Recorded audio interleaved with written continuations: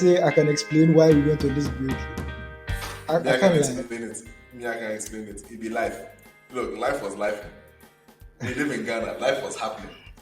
Life was life, true. Because I had plenty of obligations throughout the last month. Everybody else was just busy here and there. So it's been a lot. But in the end, we are back. We never go away for too long. Once it's not a permanent break, it's all good.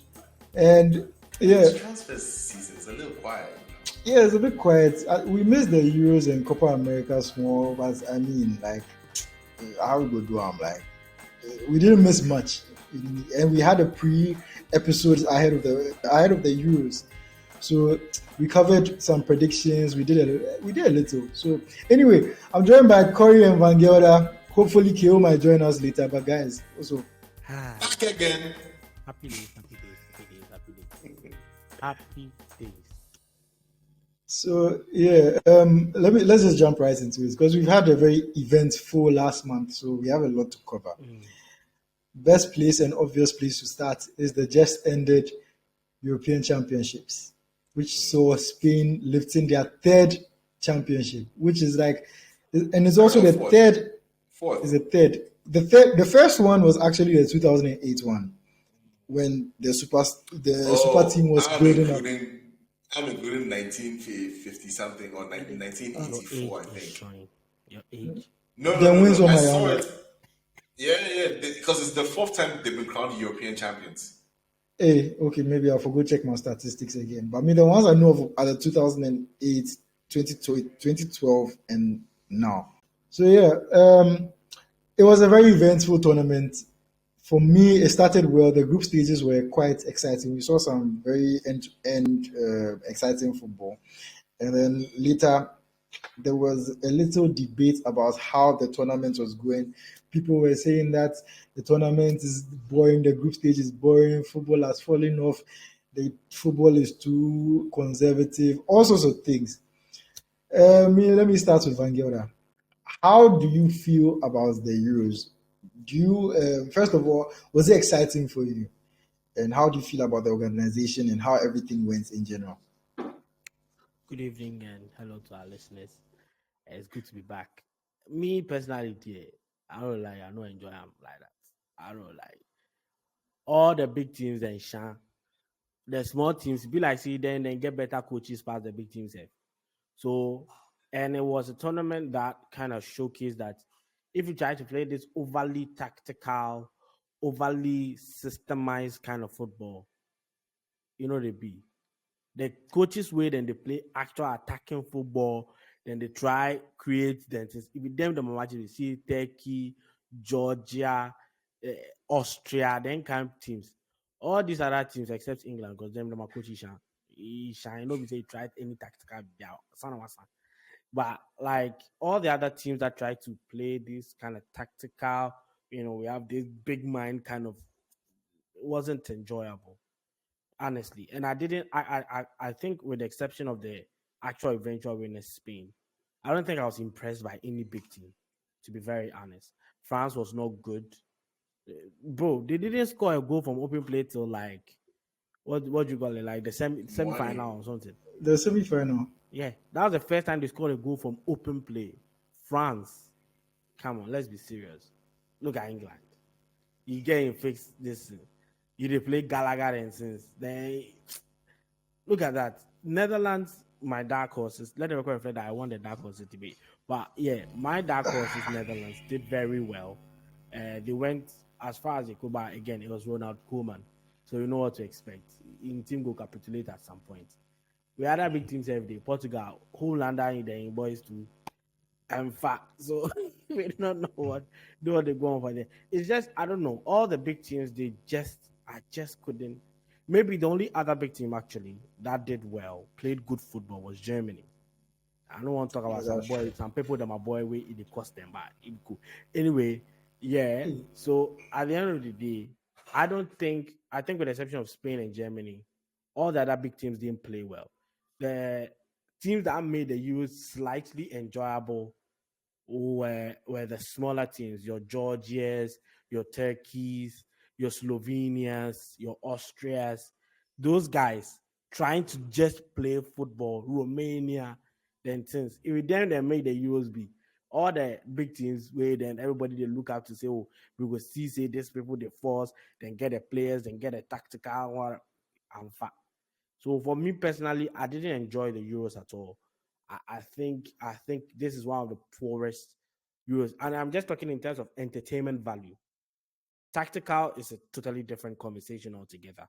Even the tactical stuff, I think the again the small teams had the better coaches who outclass and outmaneuver the big teams. In the end, for a lot of the big teams, it was just having individual brilliance to win certain games. We can't sit here and say any big team flat out beat any small team, and then we're all like, yeah, Charlie, this one the levels showed. Like we can't, right?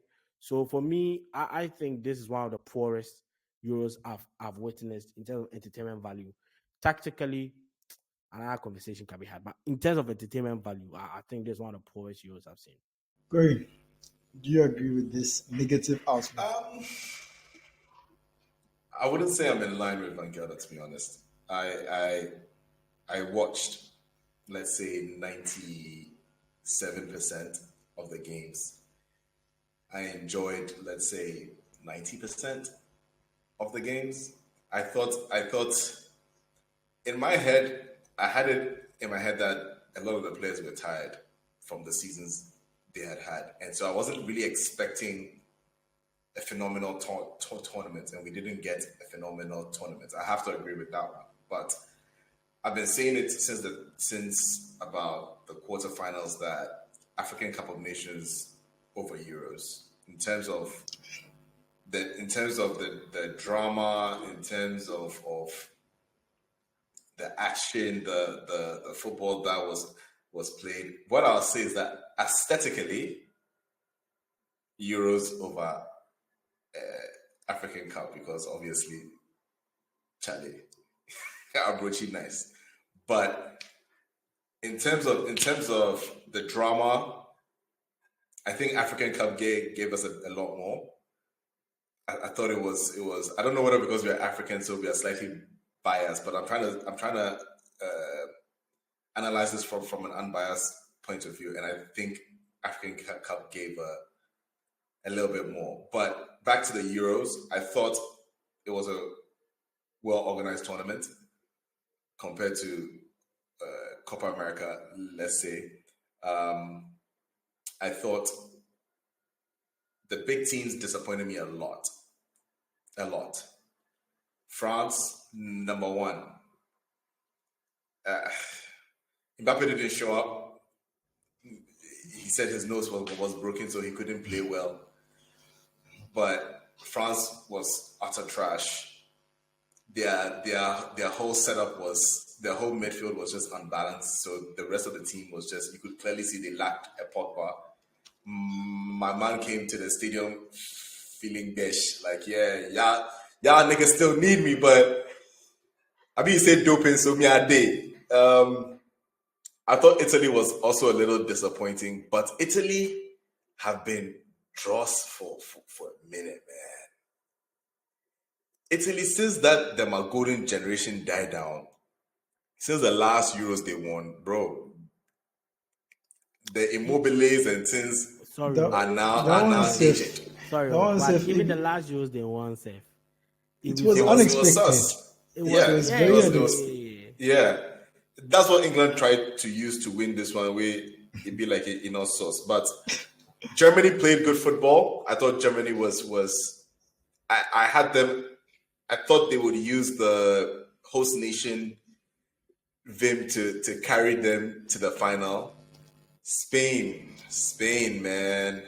I don't know whether is the tiki taka, the fact that majority of the team was from maybe two or three teams in La Liga, so there wasn't that much variation in the way they play, but they seem to click more than any other nation.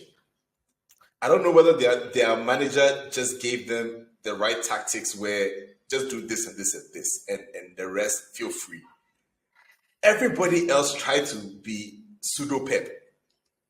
They all try to do these systems, and we are holding this. The people that tried that thing the most was Southgate. And Southgate, you shall already.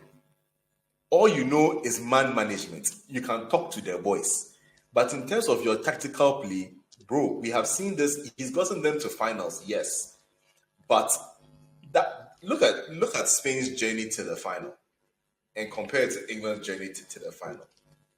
There's no comparison. Look at the teams Spain had to beat. If you've beaten Germany, France, Portugal, Italy, like what? Who is England? Sorry. Who's England? Like, Bagada, why did you keep interrupting my takes? I'm sorry, but you see, I just want to play devil's advocate 1 second. One might say you can only beat the teams ahead of you. Yeah, it's true. You can understand. But if you look at the caliber of teams they beat and the performances they gave in those matches, none of the teams touched them. Like none of the teams. Look, these guys won every single game they played in the Euros. That is not easy. They went 7 out of 7. Like that is not easy at all. And the teams that were in their 7 was difficult. Which is why I big up Spain a lot in their manager. This manager has won under 15, under 21, under 19, under 19. It was under 19. Under 19, under 21, and now and then the main Euros. Charlie, he's been building up to it. Having a 16-year-old, it still busts my mind. It really still busts my mind. Having a 16-year-old performing at that level, you gotta give it up, man. So I don't want to keep dragging on and picking on every single team, but I thought it was a good tournament. I enjoyed what I watched. If they said they were running it back again, I probably wouldn't watch as many games, to be very honest. Like right now, they said they're running, I wouldn't watch as many games. I watched that many games because I miss football. But overall, good tournament. Congratulations to Spain. England, take your haram for football with Southgate and stick it up your ass. and I hope the boys now. I'm glad that we didn't get too many injuries, like bad injuries during this tournament. That's one thing that has to be mentioned. A lot of people came out unscathed, apart from Pedri, I think. Yeah. And they say Rodri. Yeah, they praise Rodri and Timby some ACL or something. Some 6 months pay. Some 6 months. I mean, but yeah, I think. Oh yeah. In terms of the lack of injuries too, I think it was a good tournament. So overall, yeah, man, not bad at all.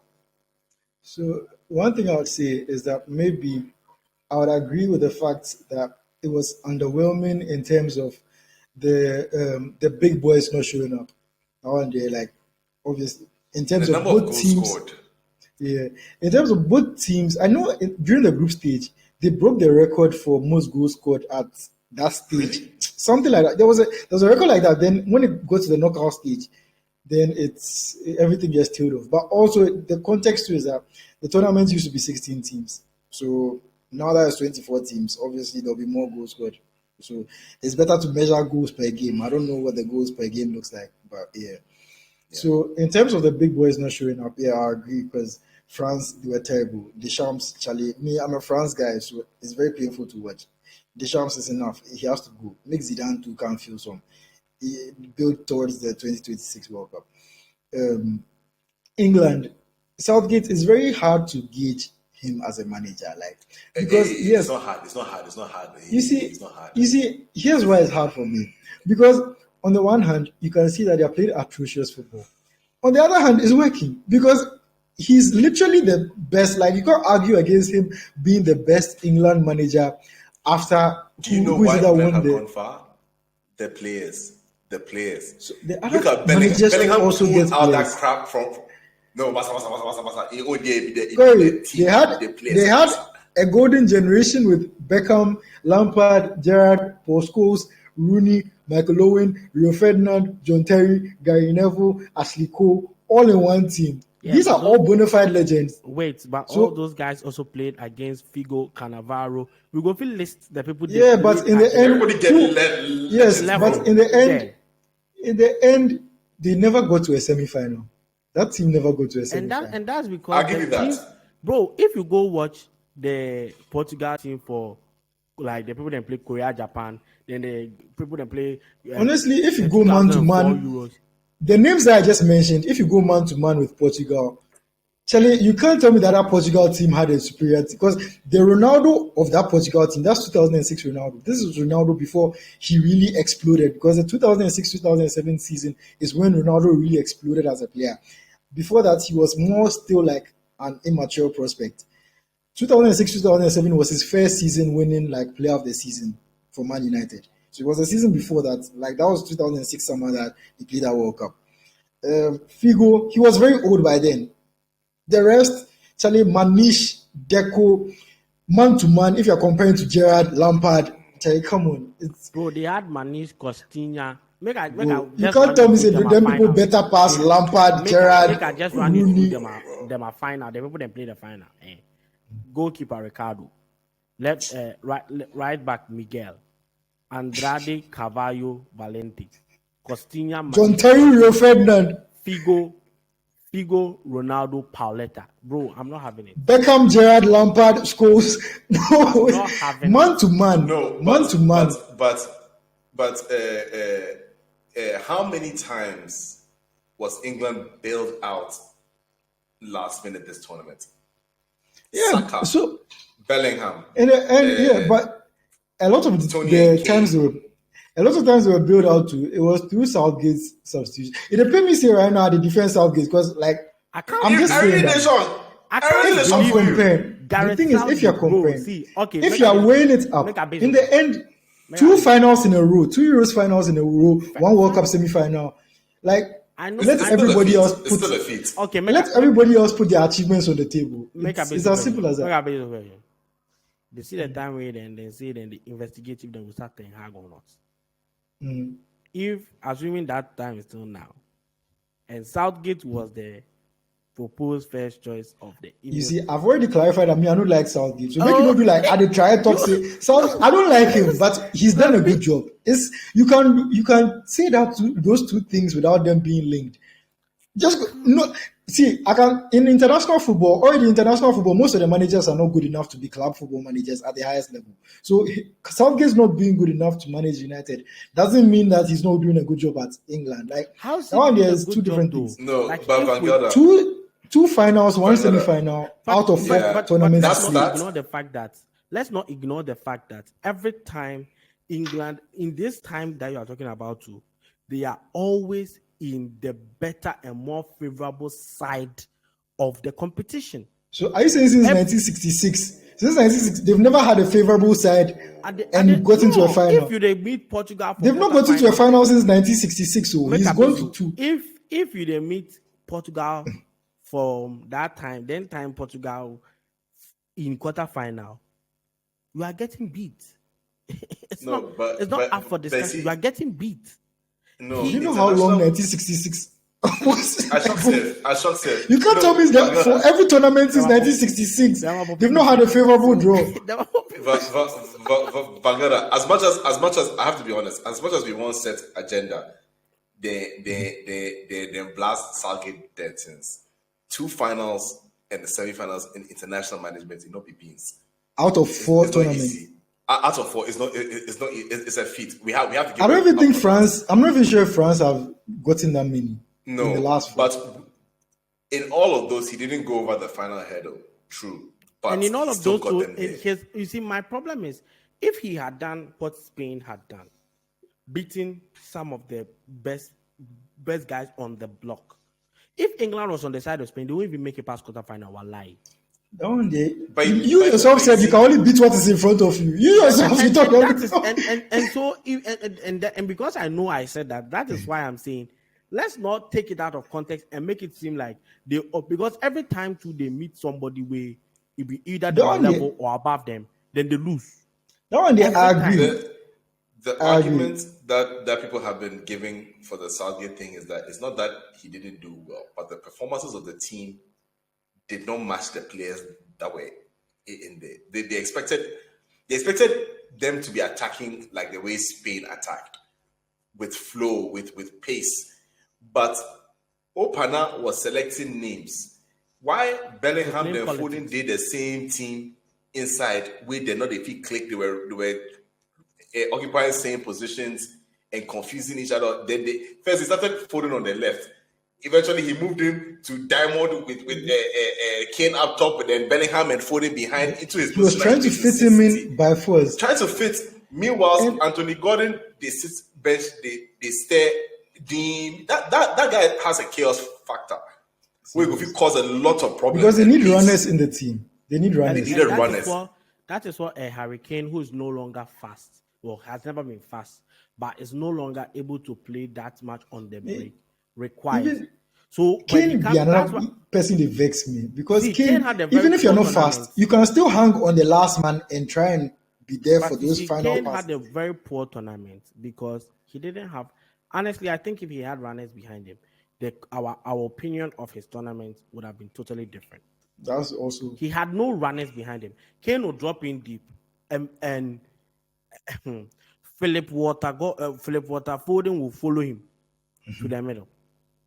I mean, look, at the end of the day, for me, as for me, well, the radius to say England they win it, right? But I just knew that it was impossible for them to be playing the way they've been playing, and it's not just like maybe they go to the round of what they call it, the knockout stage, and then they started playing poorly. Aside from day one, everybody that watched England's first game was underwhelmed. Like, hey, is this what we are going to watch the whole tournament? Next game, if England had won this tournament on the football they were playing, would have been a crime. Yeah, crime against humanity straight. Spain was entertaining, and they won the tournament rightfully so. England had no right to be there. Me, you know, say me, I'll be a results first guy. If you win a tournament playing atrocious football, that one day you wouldn't be the first person to do it. To me, I'm not going to judge you on that. Right. But it's only that there are certain decisions he could have made to make things easier for himself. Even in playing that football, like you said, playing Gordon, it would have made things easier. Gordon or just somebody who can make those runs for Kane and everybody else. Because Southgate, in as much as is an achievement getting to the final and everything too, it shows the immaturity because you feel like you have these good players, you have to fit all of them in the same team by force. Like the time when England had Gerrard, Lampard schools, like and the play schools on the left, same thing as a and player. all of those things. If you look, there are other teams that have two great players in the same position. If the manager is a very good and firm manager, he ends up picking between the two. Perfect example is Del Piero and Totti. They hardly ever played together for Italy. So if you realize Totti didn't have that many appearances for Italy, I think he really had like 50 or something, which for a player of his caliber and the length of career that he had is very small. Every time they went with Del Piero, then every now and then they play Totti. So that's how it's supposed to be when you have two players who are good in the same position. You've gone far. Pedri and Olmo. This tournament, Pedri is started. As Pedri had before Olmo came inside, he came on as subs. The same with Fabian Ruiz and Tins. They all did the ball, but they all didn't. He didn't put Pedri, Olmo, Fabian Ruiz, Rodri, he didn't put all of them on the field. Let me give you one more example. It's like a child with plenty toys, and he wants to play with all those toys. So let me give you one more example. France, they had Camavinga, they had Tchouaméni, they had Kante. Oh, sorry, Camavinga. Oh yeah, there. Babet na bench. Ube train or bench. If Kante then or Tchouaméni tire, then you will come inside, can't play so. Speaking of Kante, that guy had a solid tournament. He did. I thought he had a solid tournament, though. We will come back. He did, but you make a fit. You have finished. Yeah, so the big boys didn't show up. Both the national teams and the big players too, because Mbappe didn't show up. I will give him the nose mask, go where he say face break, whatever. But I mean, I heard some other professional, like retired players, talking about it, and they said that sometimes it can be a hindrance to have that thing on your face, even in terms of being able to look around, scan, because at that level, the way things move, any small thing that gives you a disadvantage, it can affect you. So I want base question about that one. mm-hmm. So if the mask do your face, it hinder how much you see it will the block the side of. It's quite fair. No. Yeah, At the base, maybe the sides of your eyes. Somebody they come. So- That so- small so, no. 1 centimeter, it can be a Blind spot, disadvantage. then you blind spot. Me, do blind and spot. as he say, he get some chances where it not be the eye way, you know, if you see the ball, the goal, he affect the chances. I see say you won't cook something. You know what? I just the base because me by the see goal, like the see goal, you know, whether I get this eye or I get this eye. Sorry, You know your what, glasses sorry. you they wear. You see, say even some small parts, they block Charlie, your bro, eyesight. low can if you see everything. Low can if You know what, Corey? You know what? I like the smell of worms. I like what I'm smelling. You know what? Cook. I like it. No, because see, it gets some chance. We all tweet that as soon as he strike that ball, we all tweet, Mbappe, do this. When me I know say, even if it be 1 centimeter, I go bow. 2 centimeters, 5 inches safe, I go bow. Master, that was at least 3 or 4 yards above the bar. I won't place. So if it the nose in the head up, as soon as Mbappe start the channel, the media say he say he know if he sleep. Say he knows they head up the whole night, so he get up monitor, he get headache. So he not really play. But my boy still put captain's armband, say he be fit to play. If you are unfit, why you not bench? I mean, he'd be passionate. Like for a player at his level, I understand why he would want to play through the pain barrier and everything, because like, he's the country's hope. He's like everything. Because if you notice, in this particular tournament, France, in previous tournaments, they had more star power. Like they have good players, but the actual stars, like Griezmann isn't the same Griezmann from even the 2020. Even the World Not Cup. even close. From not the World even Cup. close, bro. Back then too, they also had Pogba, who was carrying, like, doing a lot of heavy lifting in the midfield. Yeah. So, and then Benzema, the last World Cup, okay, Benzema missed out, but it was the last Euros Benzema played. That was when they got knocked out. Is it Switzerland or I've forgotten? I'm mixing up something. Giroud and Mbappe waited, then they lead the line in case of any yawa. Then Benzema came back for if you pop up. Yeah, and Griezmann was a bigger player than right now. If you watch the France team, the attack is like it's him and a bunch of underwhelming guys who don't have end product. Then, bro, Rwanda Congo Mali and all the niggas. That guy, me, I figure see, then some people want then they want package soap giveaway, 92 million. They said that guy be 90 million pounds. Rwanda Congo Mali. Dude, that guy, is it safe to say Dembele at 18 years old? You can't mean something. Be the same player at 27 with a mustache. Exactly. He has not improved on his game even 1 inch since then, and not it's very a painful. Single inch. Because I even have this argument about players who are too talented, but I don't want to go into that because it's a whole conversation on its own. Mm-hmm. But yeah, the big boys, the players didn't show up. Mbappe, Kane, Lewandowski didn't show up.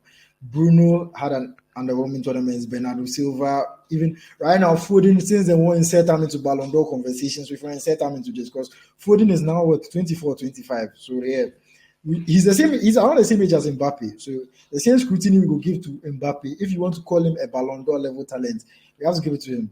So the big boys really didn't show up. But on the other hand, this is a tournament where, like, I don't think we've seen a tournament where this many big teams are depending on very young players as their best player. I don't think we've seen something like this before. Spain. To reflect something quick. My pick for young player of the year. Yes. Van Gelder picked Lamine Yamal as his young player of the tournament. So yes, congratulations, you tried. But yeah, a lot of the big teams had young players like under 22, under 23 players as their best star player. I don't think I've seen that before. Like Spain, Yamal, Nico Williams, Germany, Musiala, Florian Wirtz. England when Menu came in, Palmer showed that he should have been given more minutes throughout the tournament. Well, I don't want to offend Corey because like I want to I was like, but I don't want to make that one turn into a different argument. Saka, make you not take that argument camp because he carried England the last this final. And I'm not even an Arsenal fan, but he was the best attacker they had. He was the best player for England for a lot. Please, I beg you, make you not take that. You see me, I don't even talk what I want to talk, but the argument already starts. So me, I know we'll talk. Another episode, we will talk. Like maybe you know that next.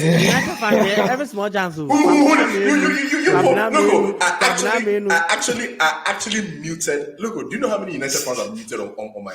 Even you, slightly. I mute you. KO, Kofi 233. Ralph, I mute you people. Why? I make people go to step a whole time like I make happy say you tell me this because now I go start tag you. So see, if he tag me, I mean, did you know that? As that tag me, then I go block Smiley. That I go and block him. So see, nothing like that. I don't want to see in Twitter because they look. It's true. Say Arsenal fans, some Arsenal fans, I won't lie to you. Even me as an Arsenal fan, they vex me. Some of the utterances they make, I'm just like, guys, come on, guys, can we? Like, as much as we are all fans, I hate having football discussions where people are overly biased. Mm-hmm. Like, let's have a rational. Like, don't start belittling. Yeah, I don't like that thing where you belittle another player because they're not in your team. That's when I gave props to Korea. But as soon as I gave props to Korea, I know Vangana can't vex me, so I deleted it. Wait. You see, the reason sorry, 1 second. The reason why I can't tweet about Korea is because at the beginning of the tournament, all the people that spoke about Spain, everybody kept picking on him. That he's the reason why they won't go far. He's the reason why they won't do this. And so for me and any other Chelsea fan who just feels our player has been picked on, it's a redemption. I understand that. So I understand that. But my point is that when we are having discussion about football, that's one of the things we vex me about some Arsenal fans and majority of Manchester United fans. They can't have rational conversations without putting a bias in there. Yeah. Menu played. I don't want to admit it, but Menu played very well, very mature. He changed their football at times. No, Menu is better than Rice. I'm just like, can you just have one that is good and the other? Like, why does one have to be better than the other? They say Rice not play any forward passes. Meanwhile, he had most forward passes in for England in the tournament. I'm just like, what is this bias thing where you put? All I can say is that your boy wasn't looking good for him, bruv. There were times. Look, but stats prove otherwise. You see, when you go and watch the stats prove otherwise. Data. Then triangles, then. But it is part of football. You cannot have one without the other. It is part of football. So if he it's the same way. Make a base you.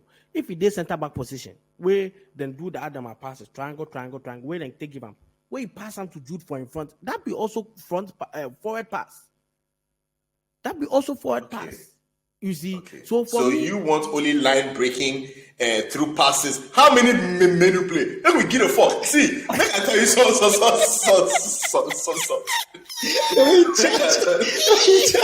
No, because this thing, my heart on. I want to this thing. I want us to have conversations. That's why a lot of times when I have football, I just bow out because nobody wants to be unbiased and talk about a player without team allegiances. If player they perform, they perform. Make you not talk say if they another team, so you know they perform. But because people they do like if they another team, where then one day they top. So means if they don't talk, I will talk shit. But you see, Corey, the problem we say, it's not about us not being biased. Is that sometimes people don't want to accept, like Declan Rice. Declan Rice has a set of things he's fantastic at. Like and the things he can definitely improve on. Breaking passes, covering. They take some ball off him. Simmons, the Netherlands goal. They take the ball off him and immediately I said, Rice, this thing and learn them for here. Make it not take come back to my team because this thing where you make. Simmons shake you. Mm-hmm. That be Champions League go, you know. You see, and that's the problem. That's yeah. Rice has a set of things he's good at. Passing is not part of his excellent skill set. And not there. It's true. You have to accept it. It's not. If you tell me. I disagree. So is Meno a better passer than he is? From the evidence available. From the evidence available, Menu. Look, from the evidence available, Menu is a better passer. He's a better passer than Rice. FP Ref is not far away. But Rice is a better like he's better defensively aware. He's better at closing spaces. He's better at shutting down, like cutting out passes. Those things. He's far better than than Menu. And that's the thing. If you say football is a game, 1 of passion, 2 of the eye tests, and then 3 of statistics. So if we pass all the 3 before everybody go agree, say it's like Cole Palmer. When I give it a example, everybody knows if Cole Palmer come inside, if you get a ball, he know the look back also. Forward passes, only forward. He, as far as there's somebody there, he will try and find the person. So if you gotta tell me that Cole Palmer is not very good at protecting the ball as Saka is, I won't argue with you about that. Because Saka is very good at protecting the ball, putting himself in the position where the ball cannot be taken off him. Palmer has to learn that. He might be doing it in some instances, but he's not as good as Saka at that. But if you come forward passes, like the pass you take, give Watkins like this, Arsenal fans won't do it. So everybody, if it's simple pass, if you take Saka put that position, 9 out of 10, he won't give that pass. 9 out of 10, he won't give that pass. Because don't forget, it wasn't just Watkins making the darting run. Saka was also ahead of him. And 9 out of 10, most players will give the ball to Saka for him to drive at the defense.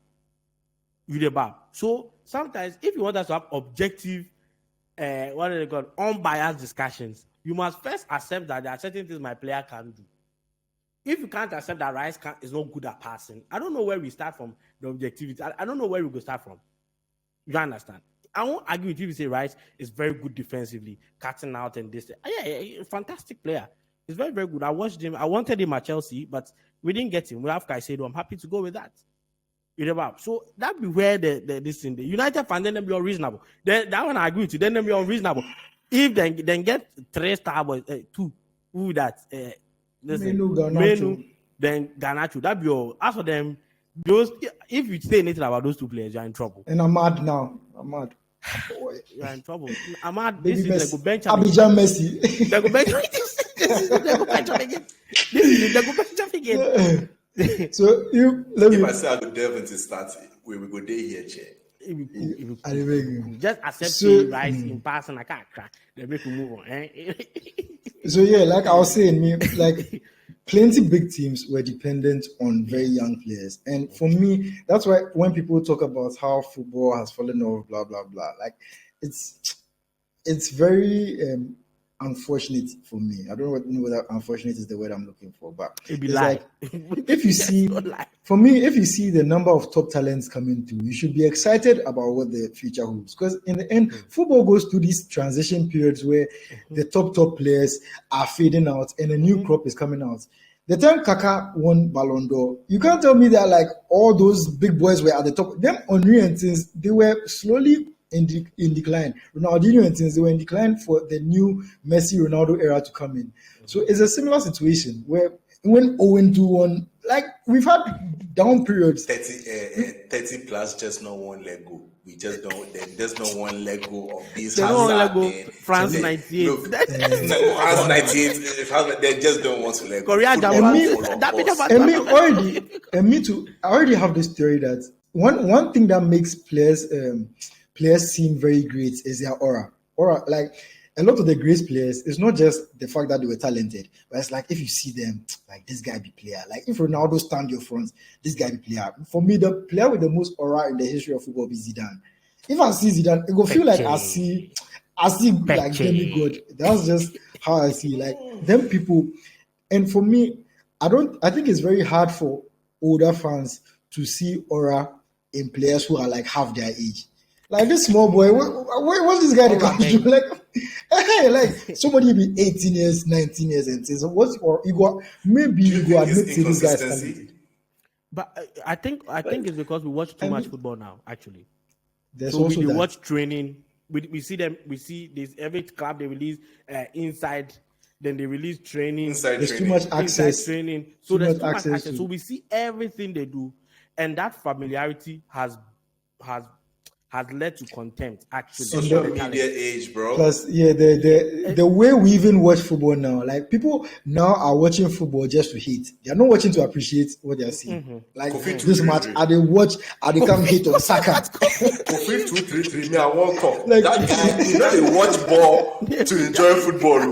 If he sits balling back, he they set somebody in downfall. Kofi change.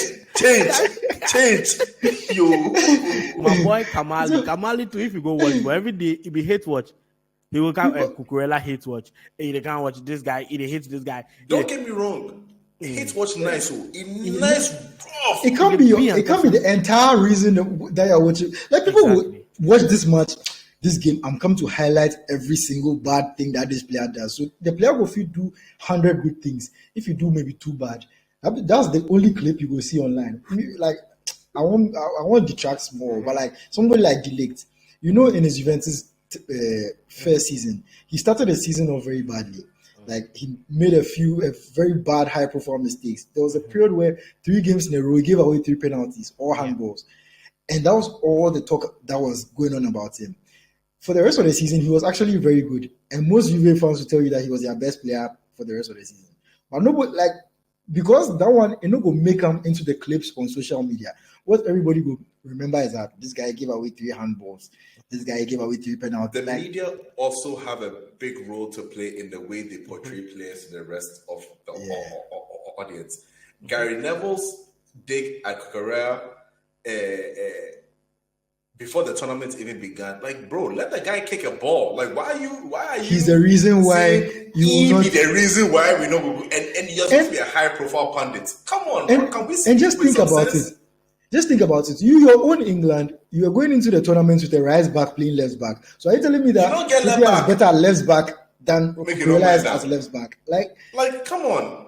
And that's why I like Ian Wright. As much as Wright, the Arsenal fan, when he talks about other players, they bash any player. He's very honest. He be very honest. He big up everybody, even in his own podcast.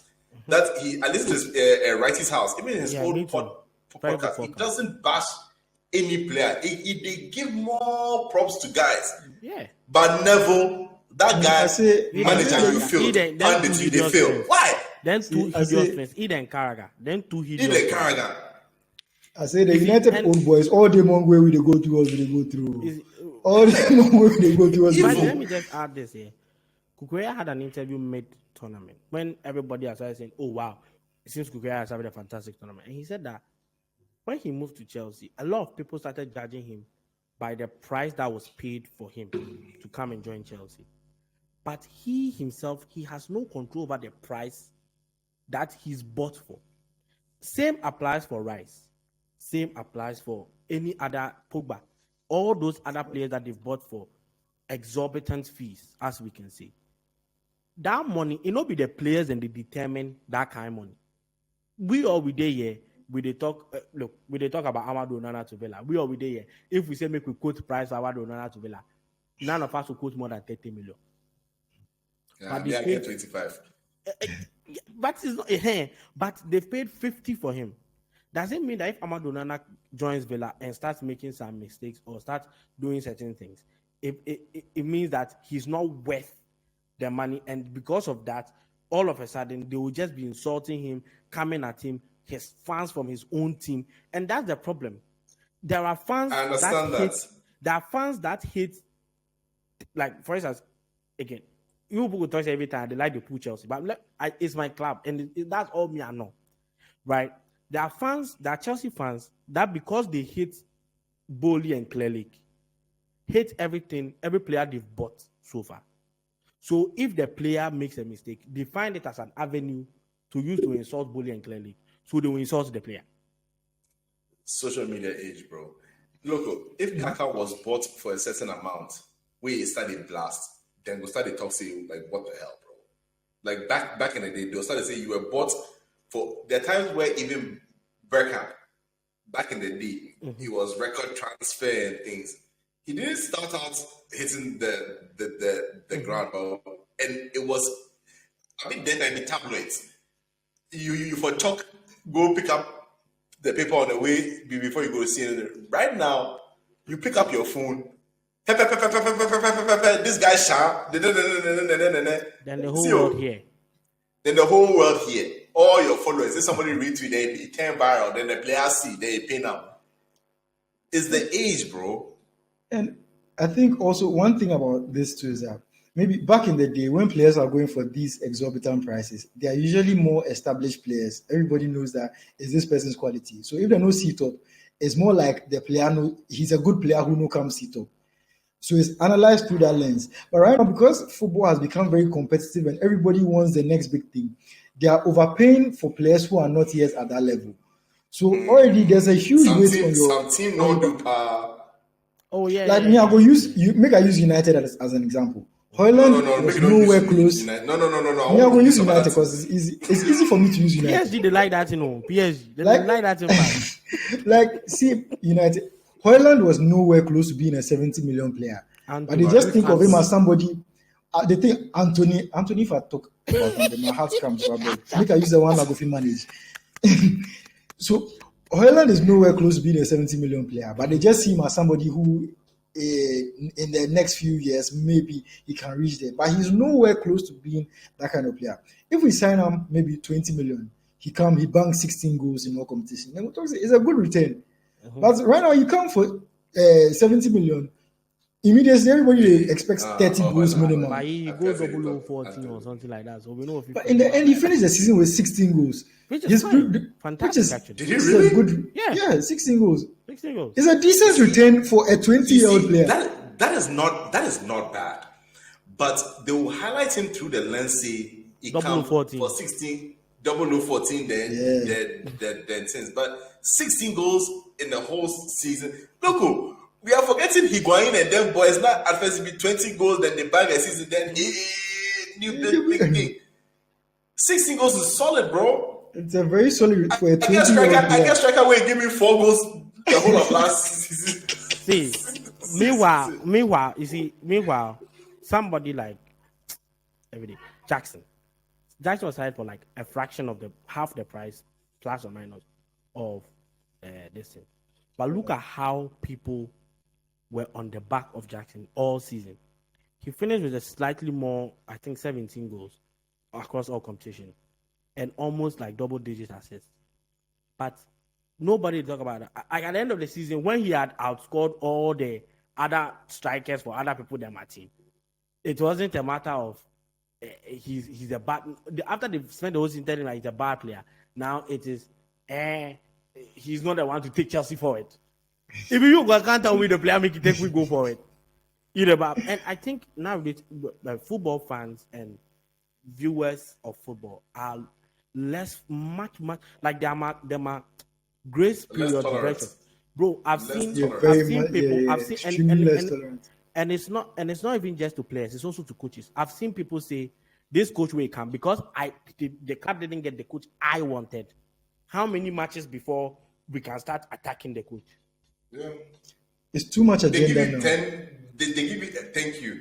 And that's it comes down to my bias thing. People can't talk without a certain bias on it. Like you won't bring the person down. Poch with and sack. Me, I was like, I wanted them to sack him because he was doing a good job. I wanted it to end. Is it? You wanted them to keep him or you wanted them to sack him?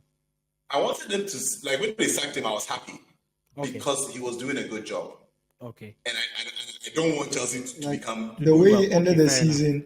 The way he ended the season, it was looking promising for the following season. It was looking promising. So when they sacked him, I was like, what the hell is this wrong with this team? Like, for me as an Arsenal fan and the kind of transition that we've been through, when they sack somebody, there has to be a legitimate reason why you sack this guy. But Arteta, you guys went through some low bro, 8th, second. Maybe we not go back to Poch because if you just use the position we finish, it will mask over a lot of things that Chelsea fans who watched the team throughout the season can tell you wasn't good. So make we know the point. People are less forgiving nowadays.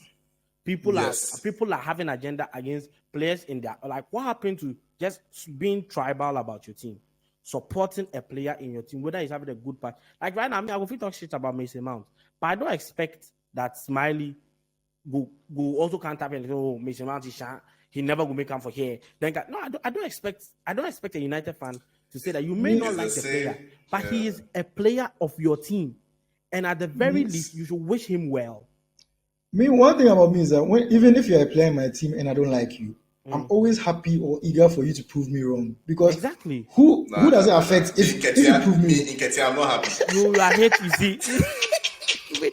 With the tax and I'm not happy. That guy for left party. Let me just move the conversation back to the Euros. Yeah. Well, just one random thing. I don't know whether it's an observation or a feeling I have about how the direction football is going. It's just, I don't want to sound, I don't know the word. I don't want to sound xenophobic or like some right-wing person or something. But does it not rub people the wrong way? Like, I feel a little some way about the fact that football, like international football in particular, is being determined now by immigration policy and everything. And I'm not saying this in a negative way. Let me just clarify. It's really giving. No, I'm not saying this in a negative way. No. I'm saying it's more in the sense that now the major like national teams have access to players that under normal circumstances they would probably never they would never have access to in the past. Like, for example, in the past, if you're going to play an Italian team, you know that you're going to face a team that is very tactically astute, but they don't have a lot of flair. They don't have plenty dribblers. They are very tactically disciplined, hard to break down, not too much flair. If you're going to play a Spanish team, you're going to face a team that is very technically brilliant, but not too much pace and power. If you're going to play a team like England, plenty pace and power, not too much ball sense. No ball sense. Not too much. But now all those teams are able to get players who are able to fill in the gaps. Like in the past, like Spain, where Spain go get wingers like Nico Williams and Yamal. The means go get Adama Traore. Where Spain will go get Machoman and Adama Traore? See, even let's even come down to Jesus Navas for Spain. That guy I just did all run. Speed and I cross. just did run and I go cross. Yamal, how many people look at this spot? How many people in train? See what Williams' goal against. He trained somebody. We blast him into the top of the net. I know the goal you're talking about, but it's also skipped by. And when he scored that goal, I was just like, look, whatever you for Bia, give this boy Bia. Because one-on-one, to be able to beat your player like this, then you smash him into the roof. That composure, not a lot of players and against in Spain France, get he that. hit the crossbar too. Against France, Williams. Yeah. Charlie, that day, this final, Yamal, how many times Pickford bailed England out on Yamal? It was two good chances Yamal gets if we bury this thing, but he dribbled people and shook people before he took those shots. So if Spain go back to them, Jesus Navas, the rest is so Antonio Reyes. Even 2012 Euros, they were playing David Silva on the wings, Mata on the wings. These were like it was essentially midfielders playing on the wings. Now they have play false 9 in one of those. False 9. Now they have these fast, quick wingers and things who they would usually not say they're both black. Don't you? And me also like that was also one of the unique things about international football. Let me give you another example. Belgium. Then go get Bakayoko. You know, Amadou Onana, 6'4" midfielder. Bakayoko. His legs long. Listen the name. Amadou. This guy when they play against Senegal or Cameroon or Congo or Congo. You they play Belgium. Bakayoko. There's Johan Bakayoko. Doku. You for the play like that. You should be playing. You see, and here's the thing. I'm not even saying it's not even in a negative way. It's just more of the fact that international football, when you go and play, you have all these teams who are very unique in what you are going to face. Like I said, Italy, very tactically astute. Spain, very technically brilliant. England, pace and power. Even if you go to Japan, then get them small pitchy players who they don't get plenty strength, but on a good day, they catch you, they go fit damage you. Like what be that Celtic Germany, the one you know the free kick player, no? Nakamura. I never go forget that name. Like Germany, they are very like well-oiled machine, very efficient players. Exactly. But now it's like the lines between the different teams and their qualities is being blurred because now everybody is getting all these similar players from outside to come and bridge the gap. So it's almost like club football where now teams are able to build their ideal team rather than using what you have and maximizing that. So for me, it's a bit unfortunate that difference, because it's only international football where you could have that difference, where this team is a completely unique skill set you are going with to face. Unique identity. Since them are from start. I also want to talk about something that came up during this, and I want to shout out our boy Kawawa. First of all, my question be say, and by this I'm talking about Agolu 11. Why say Dembele no dey that team inside? I think I said Dembele the captain. He know dey that team inside. Homelander will be captain for them. I forgot what is 11. I will put for the listeners who don't know or haven't been following. Our boy Kawawa has been posting his own Agolu 11 for the Euros. If you get team way players say basically, if you know if you take the ball put ground, you can't give a floor pass. Like one that is very neat, clean, where you have a chance to get over the bar, rugby passes, then kind of one you did Agolu. So Pickford definitely be the keeper. Because I have a question about the Euros and one particular player. Why are people picking on Bellingham? I think it's a matter of aura. People don't like they want him to fail. Yes, people don't like the aura. Funny. What's wrong with his aura? Here's the thing. I think Bellingham has a lot of aura for like an English player, young. But the thing is, he's just become.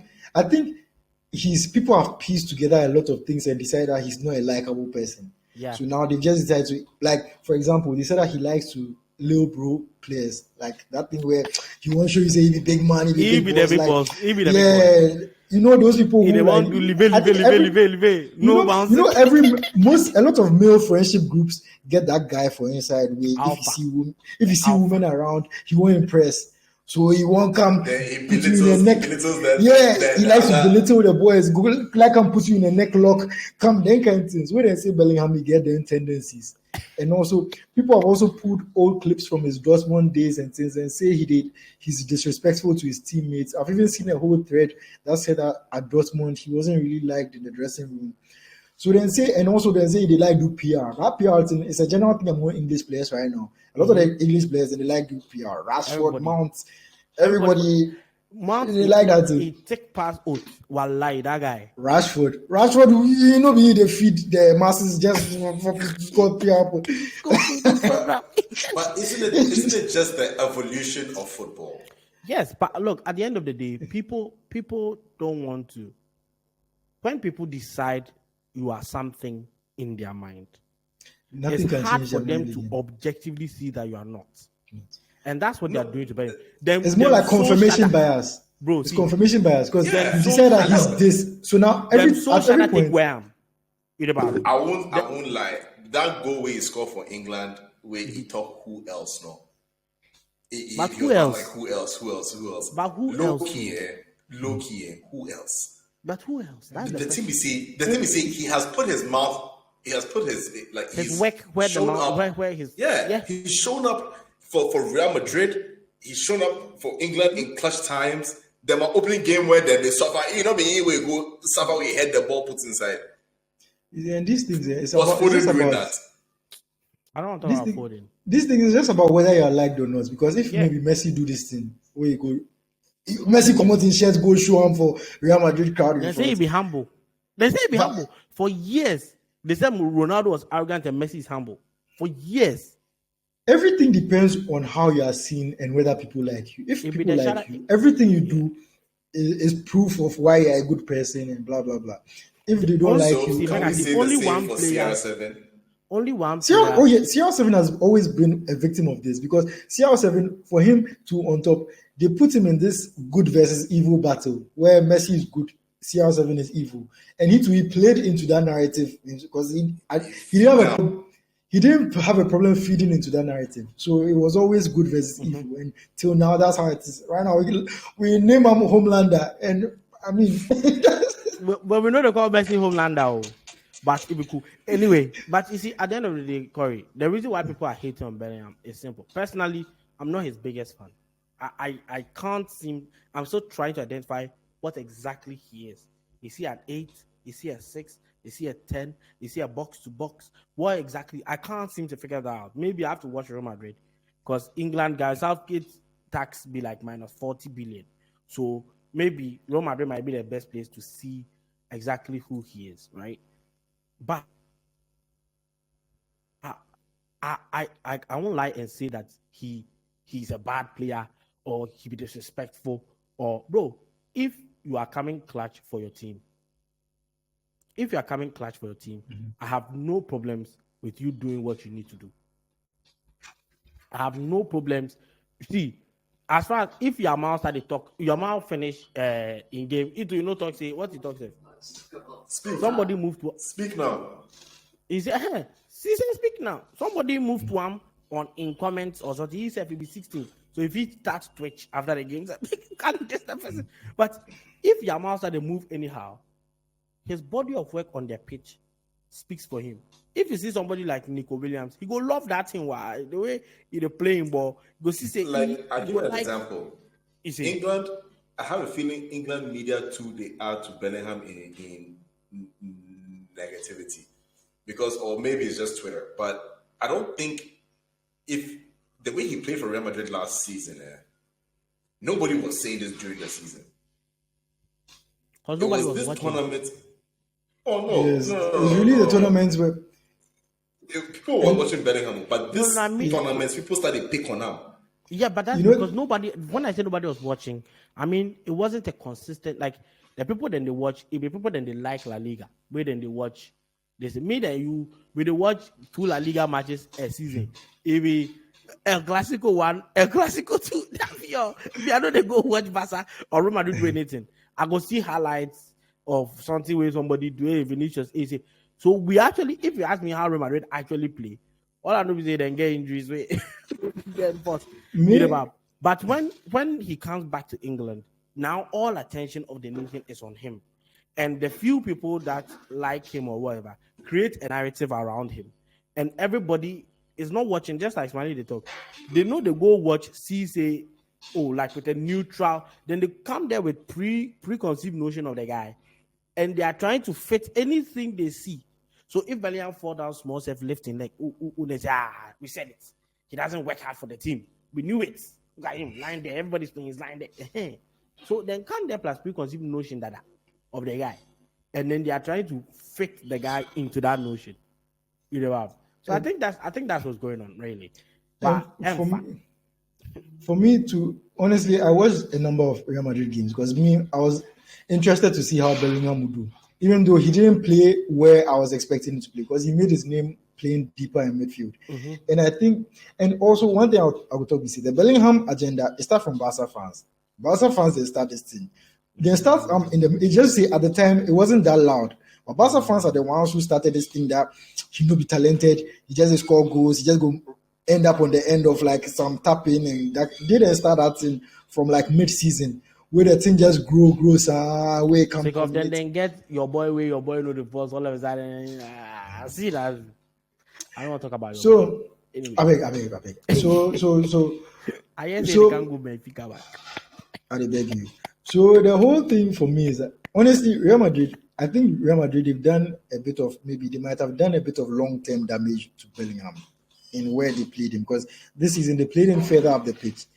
it's not going to be like that for the rest of his career. He will have to come back into midfield. And I feel like once you get into that mindset that you are a goal scorer, now when you come back deeper, it might affect you mentally when you are not scoring as many goals and you'll be doing things that you'd naturally not be doing because now you want to keep scoring goals. Right now, you get your signature celebration and things. If you have signature celebration and you score 2 goals a season, like, once you get signature celebration, you will score a significant number of goals. That's true. So it's like, right, Real Madrid also contribute because Bellingham is not a 10. Honestly, I don't think he's an 8. He's supposed to play deeper. Because here's the thing, he doesn't create enough to be a 10 in a big team, in a top side. And like the goal scoring, it was mainly because he was playing further up the pitch, even though he has a good awareness of like when to arrive in the box. He's not a good dribbler as well. So even for England long term, there's going to be a time where they will have to make a decision that like this guy, he can't play 10 for us because he's not going to create enough chances for us long term. Foden is more of a 10 than he is. Yeah. The dribbler, I think he's really technically gifted. It's just that when you play him further up the pitch, it's easier to be like it's easier to have this ball control and everything when you're playing deeper in midfield because you're not being pressed as much as when you're in the final third. When you're in the final third, everybody's on you, but you have more time on the ball, slightly more time on the ball when you're deeper in midfield. And I feel like that's where he's at his best. At least when it comes to the other parts of football. Right now, where goal scoring come enter a mind inside, people will be judging him by that going forward. And that's going to be very unfortunate for me because that's not how they should be seeing him. He made his name at Dortmund as a deeper line midfielder. So, since we are talking about individuals, I want to bring Philip Walter Foden to the front of the class because you can't tell me 7 matches, 7 starts. Thank you. That's it. That's all we can see. 7 matches, 7 starts. We can't. All the other be 0. Somebody tried to tell me he had a decent game. I said, dude, he had a decent half. That's the best. He had one half that was like, oh, Foden has arrived at the tournament, and then he left again. Not be the one where he plays on shot where he hit the bar, no. He dribbled the keeper with a clear off the line. Where he hits the bar. Is it not the game? I think it was the semi-final against the Dutch, right? I think it was against the Netherlands. Also, yeah, what I would tell you is Pep has turned him and a lot of the other attackers in the team into robots. He go sign person who is creative, like a very creative and brilliant individual, and turn him into a robot for a system. And once you enter that mindset, like but you know that the funny thing is, and I didn't watch. So if the people then talk, then they lie, then me too they lie. But I've heard that actually even in like under 21 England and things, Foden was always the guy that comes at the end of the move. So you won't have Foden actually creating, like in the sense of creation. Like he arrives, like he's the final third guy. So Palmer, then the guy where he did Nottingham Forest, what be names him? Oh, Nottingham Forest number 10. Oh, Gibbs White. Those two will create, and then Foden and Brewster will finish. Right? They will create, and then Foden and Brewster will finish. So that's the kind of player that he is. And if that's the kind of player that he is, then honestly, I don't know where England will play him. Because he and Bellingham, as we've seen already in these Euros, will occupy the same quadrants and boxes or same spaces, and they will get in each other's way. So technically, it means that if Bellingham is on the pitch, Foden must be on the bench. And I think this tournament has shown that actually Foden's place in the international team is on the bench with Watkins and Eberechi and those guys. Let actual ballers, excuse my French, actually play. And then when we need you, we bring you on board to help. What England just needs to do is just go back to basics and play square pegs in square holes, round pegs in round holes. Put not this midfielder in winger position, that kind of thing. Like if you look at the France team before this, they've moved away from their fundamentals, and I feel like that's one of the reasons why they struggled. Because their best football came when they had Giroud up top, Mbappe on the left, Griezmann behind, everybody playing in their actual positions. Koeman on the right. Giroud no go score goals plenty, but he go do the job he won't make it do. Right now, you are trying to figure out whether he wants Foden or Bellingham on the left. All these things, Spain like this. Spain played the right players in the right positions. Exactly. Left winger and on the left wing, right winger on the right wing, Morata up top, Omo, or everybody was where they should be. Sometimes football can be simple. Yep. And that's one thing we are actually focused on. I think also Alvaro Morata had a fantastic tournament. I think, like, I saw Morata at Chelsea, right? And I saw him when he left. There was no bad blood when he left. I was happy he left. I just think England wasn't for him generally. But the amount of maturity that he showed in this tournament, the hard work. I have to say I was impressed. The hard work he didn't. I don't think he scored. Maybe he scored one goal or something. I don't know. Maybe he didn't even score or something. But nobody nice can doubt that was a captain's performance at this tournament. Just killing himself for the team, coming back, dragging defenders out of position, making the right runs, everything, stretching the defense. Like at the point, I was like, "Hey, is this money laundering Alvaro Morata?" And look at Spain and even their substitution. When Yamal came on, Ferran Torres came on. When Pedri went off, Olmo came on. When Zubimendi, when Rodri went off, Zubimendi came. When Ruiz went off, the Merino guy came on. Dude, they were just subbing like for like, just go and run. If Morata goes off, Obayazal or whatever they call him, Mazal, they come on. But even that guy, be striker. Yeah, but he's the best. He's the closest they had to a replacement, and he won them the freaking tournament. Just saying, like even after all that, he still won them because the other people did. Look, England carried at least 4 or 5 players during this tournament. Every game, they were carrying passengers. Every game, you had one of the best passers in Trent on the bench, and you played Walker, who had very iffy, questionable games. Pace and nothing. That's what he is. Pace and nothing. I keep saying one of the biggest mistakes, especially one of the biggest mistakes England made, was not taking James Maddison. Because for me, England is lucky enough to be one of the few national teams that have the most variety in every position. Grealish? Like, for example, Grealish, not really. I think the thing is, England, they are the national team that England are the national team that maybe every position they have very different profiles who can give them something different. Like right back, you have Kyle Walker, and then you have Trent, you have Reece James. All of them, they give you different things in different effective ways.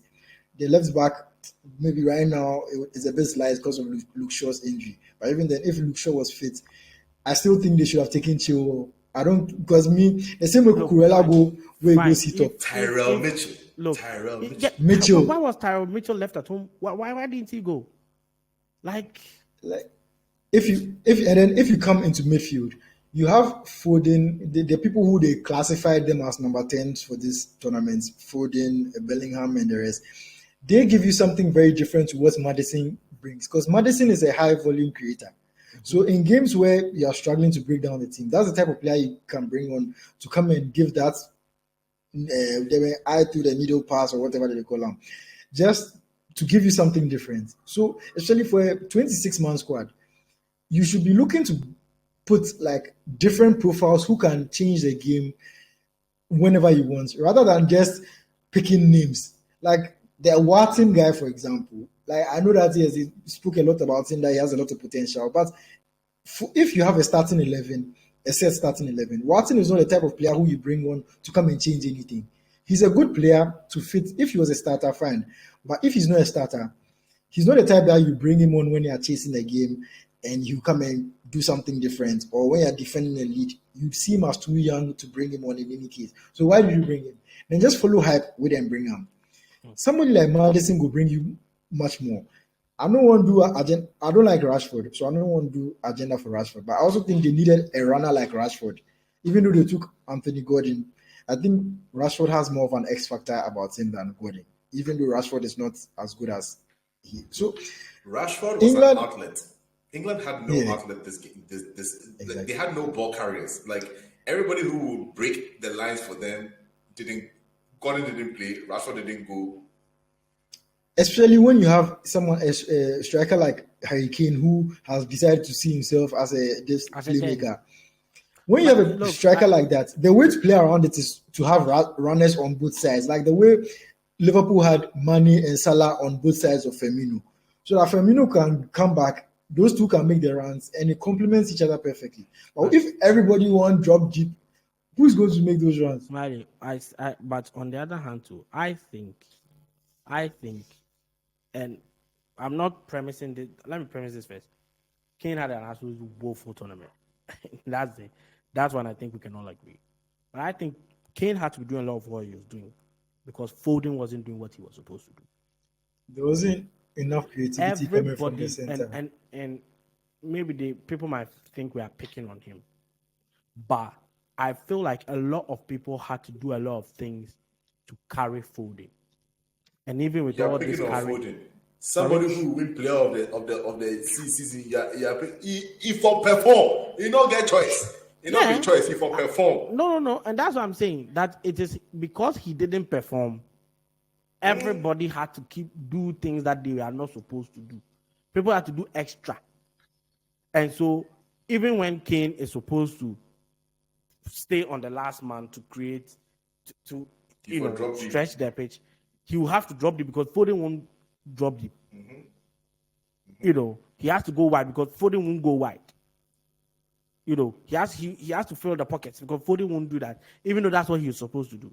And I don't know if that's coaching or that's just Foden being uncomfortable in this setup. Pep Joe the boys make right now. He knows if he did Man City, if he did here, Bernardo Silva would be here, Haaland would be here. So if you put them in a different environment, it'd be very difficult for him to find his bearing. I remember there was one point where he made this run where he looked raising head, nobody there around. I should say he coughs because he's used to every time he lifts. In fact, for lifting head, he know exactly where this person could be. You can make passes in the blind, and you know that somebody would be there. But now, I'm not even a Pep stan, but you know people they won't talk like if it's a Pep way. A lot of teams know the force and everybody. The problem is that people are trying to copy Pep from 8 years ago. Old Pep way, even within the season, he defeat change 3 times. By the time you will finish copying the Pep that you think you are copying, Pep has changed already twice. And you are not as good as Pep to respond. So as long as I'm hosting this episode, I don't will allow any Pep props for here. So we've come to the end of this episode. If you haven't done this already, please follow us on our social media pages. On Twitter and Instagram, it's ATW Podcast GCR. On TikTok, it's After the Whistle. On YouTube, it's After the Whistle Podcast. And give us a 5-star rating on any of the podcast platforms, wherever you listen, Spotify, Apple Podcasts, Deezer, Amazon, everywhere podcast day every day. And then our YouTube, our last episode did quite well. So the YouTube, we are still trying to grow it. We are still on the baby stage. So we beg, if you can go and watch the episode, if you want to see our faces, go and watch the episode on our YouTube. Subscribe, like, share. The sharing there is very important to us. Like, please share whether it's the YouTube you are watching, whether it's the Apple Podcast, Spotify, wherever you are watching, wherever you are listening. Please share. If you see our tweets, retweet. Let us reach a wider audience so that we can get more money to keep doing this and ginger ourselves. So Vangela Silva's cry. Guys, something. We've been nominated for something. Oh, Charlie, I should have said this at the beginning of the episode. You see. Anyway, we've been nominated once again, 2 years in a row. We've been nominated for the APVA, African Podcast Voices Association. Is it? Yeah, African Podcast Voices Association. APVA Sports Podcast of the Year. Africa. It's not Ghana. It'll be Africa. We know they play local champion. Right now we go continental. Yeah, there were 4 of us nominated, so we are among the top 4. The other podcasts, I think one is from Kenya, one is We from don't South care where Africa, they're and I from. think there's a We don't care where they're we from. are just a show say, yeah, we be international. We know they play with the local boys who we're international podcast. So yeah, we've been nominated for Sports Podcast of the Year. I'm not sure if the voting link is out yet, but if and when it comes out, I'll make sure that it's put out so that you guys can all go and vote for us. See the way you put it and enjoy the content. Just vote. Yeah. Just vote. Last year the award swerve because already last year they nominate we will not see until like 3 weeks, one month later. Yeah. By that time the other people do them a campaign finish. They do them When a the campaign campaign finish. I mean now we become campaign for the polling station. We not get polling agents. We not get anything. We catch them and then count finish. Then count finish. Then counts the ballots finish. Now we go campaign. So yeah, this time please we'll make sure that the voting is done early so that we can bring the trophy home for Ghana. So yeah, Charlie guys, thank you for this one. Charlie, can you tell you say you will come join me? You never come join me. Alright, cool. Thanks for joining us. Charlie guys, thanks again for joining us, and as always, ATW dominates the conversation. This has been a Gold Coast Reports production. Catch up on episodes and discover more shows from our network on listentogcr.live.